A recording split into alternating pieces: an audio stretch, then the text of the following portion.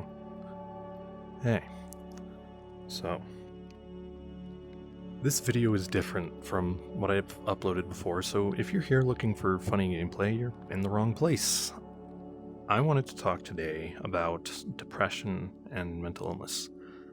I know hearing that from a little anime fox girl may seem a little strange, but bear with me.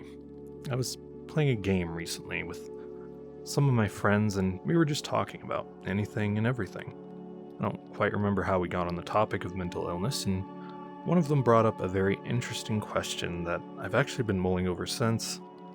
Does having a mental illness and working to overcome said illness make you stronger than someone who hasn't had it? I had to stop and think on that for a while before I could answer him. After some thought, the only conclusion I could come to was that no, it doesn't. It makes you strong in a different way. And to clarify what I mean, let's think about gaining physical strength. Some people lift weights, some do squats, some even swim, bike, run. Their methods are entirely different, and they end up strengthening different muscles. But the end result is that they are all stronger than they were before. Now let's take all these different people and task them with the same goal, let's say getting a heavy cart up a hill. The person who lifts weights will probably take advantage of their strong arms to pull the cart, perhaps with a rope. The swimmer might use their strong core muscles to solidly push the cart from behind. They'll all get the task done. What differs is their method, based on their strengths and experiences. That's what I mean when I say it makes you stronger in a different way. It gives you a different perspective, different strengths than someone without a mental illness. That doesn't mean you're better or worse, it just makes your brand of strength different. That's the answer I eventually landed on for my friend's question, although at the time I worded it much more poorly. The topic then came up was, how do you describe depression or mental illness to someone that doesn't have it? And unfortunately I didn't have an answer, and I still don't.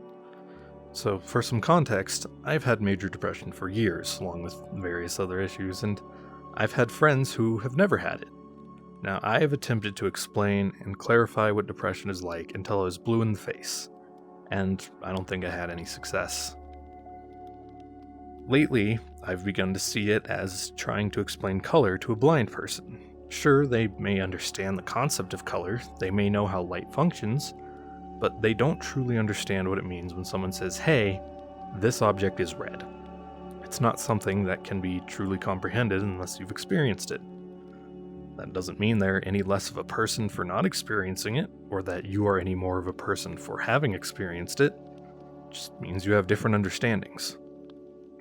After that, the conversation drifted to us sharing our various traumas, which I obviously won't get into here, but it's sufficient to say that everyone goes through things. Some people go through more than others, some have it worse, some have it better. And, is there a point to this? Not really. I don't have a grand goal or lesson for this video or anything. I could say all the hollow words that everyone hears when going through something like, oh, you're not alone, people know how you feel, you're not the only person, yada yada.